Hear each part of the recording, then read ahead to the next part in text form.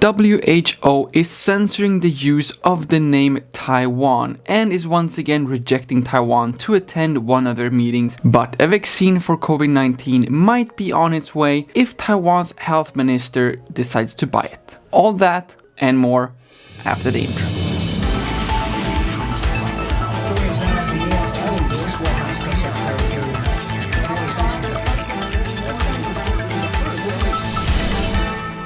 Hi everyone and welcome back to another video. My name is Lukas and you're currently watching my YouTube channel where I'm talking about recent news and anything else related to the beautiful country of Taiwan.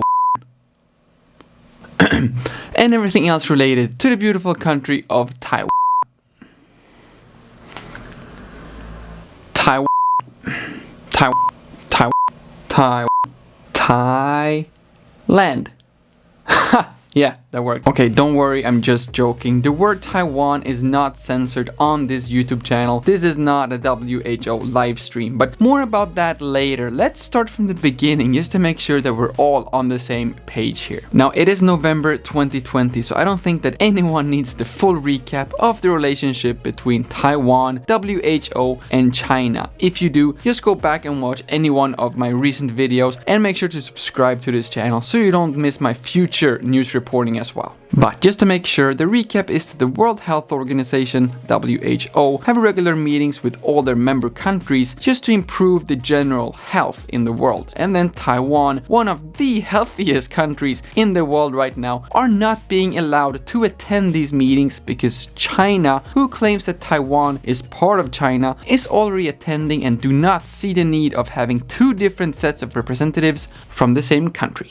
So then last week, yet another WHO meeting took place, the 73rd World Health Assembly to be precise, which then WHO, with China in its lead, rejected Taiwan to attend as an observer. So although, even according to their own website, WHO's #1 priority should be health for all, it seems that their #1 priority is health for all as long as China is okay.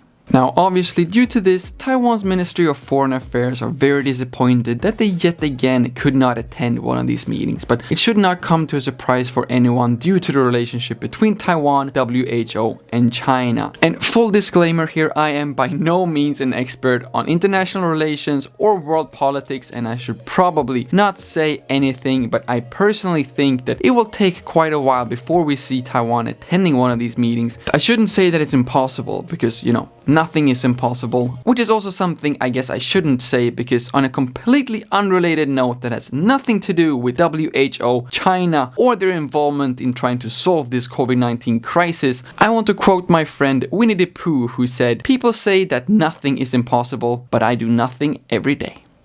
Not only was Taiwan as a country rejected, Taiwan as a name, Taiwan as a word was rejected from the Facebook comment section during the WHO live stream. And I'm not talking about statements saying that Taiwan is a country or Taiwan #1, which is a very famous hashtag on this side of the world. And not only Taiwan as a word or as its proper name, a lot of other users also tried to add some spaces or some other solutions such as TAIWAN. Nothing worked, everything got rejected, including phrases such as China virus and Wuhan virus, which I have to admit made me very upset in the beginning. Then I got a little bit happy as well, as finally WHO, with China in its lead, actually managed to stop the Wuhan virus somewhere. And if you don't believe me, after this live stream, WHO actually confirmed that they had been blocking a few phrases as practical measures since they were facing an onslaught of cyber attacks. So to anyone from WHO who is watching this video, or anyone else who simply wants to protect themselves from cyber attacks and make their internet connection a little bit more secure, I just want to give you a friendly advice that you should try to get a VPN, such as NordVPN, who is also sponsoring this channel and who is offering excellent VPN service, which I personally used for several years. So quickly, for those of you who don't know what the VPN is, it's basically a program that you can install on your computer, or if you use NordVPN, you can also install it on your phone and iPad and use it on all devices at the same time. And what this does is that it adds another layer of internet security on your internet connection, and also lets you choose from which country you want internet to think that you are. Now, I'm gonna be fully honest here, I've been using NordVPN myself for I think 4 or 5 years by now, but the main reason for why I'm using it is to access streaming services such as Netflix and the less well-known TAIPEI, which I know is not that globally known, and the reason for that is that most of its content is only available in Sweden, which is why I need a VPN, so I can tell internet that my computer is in Sweden so I can access TAIPEI although I'm physically still here in Taiwan.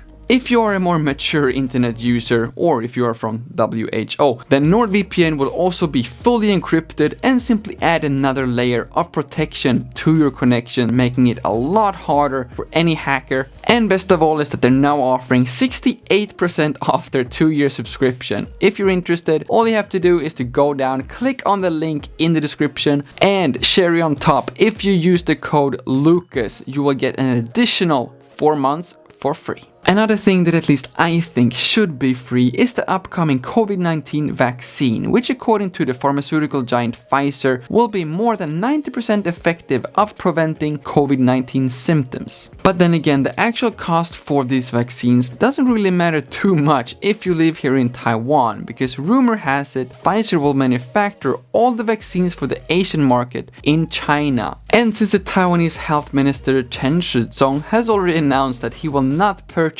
any made in China COVID-19 vaccines, I don't think we will see them here anytime soon. He does, however, at least not according to this article, not mention the exact reason for why he will refuse these made in China vaccines and why they wouldn't be good enough for the Taiwanese market. Anyway, speaking about cheap plastic, that was exactly what this woman found in her crab she was trying to have for dinner last week. She shelled the crab, she took a bite, and she was realizing that she was eating, just like the crab did the day before, plastic. She then took a photo of the incident, posted it on social media, and then urged everyone to stop littering and stop throwing waste into our oceans. Worth to mention here is that after she posted this online, an associate professor at, wait for it, National Taiwan Ocean University Department of Environmental Biology and Fishery Science commented that since he could not see the complete process of shelling the crab, it is difficult to judge the actual situation, meaning that we don't exactly know how the plastic came into the crab in the first place. The professor then continues saying, if it is true, that means the problem with ocean plastic pollution is quite serious. I mean, haven't we already known that the situation with the ocean plastic pollution is way beyond quite serious at this time? I'm pretty sure that this was not how the professor intended it to come off. I just think it sounded a little bit ignorant, which is just something I cannot stand. But to round this video up on a more positive note, if you come across something that you cannot stand, then you should do just like this Taiwanese superwoman and take a seat mid-air, just leaning towards a glass window on the MRT, casually hanging out, reading a book with your bag in the lap. Now I have to admit I am super impressed, and that is definitely not something you see too often. And speaking about things you don't see too often, please take the time to subscribe to this channel, not only to support me and to encourage me making more videos about the beautiful country of Taiwan. Yeah, still no censorship on this channel, but also to make sure that you keep yourself updated when I release future videos as well. Thank you all so much for watching. My name is Lukas, starts with L as in like, ends with S as in subscribe. Please do both, and I'll see you in the next one.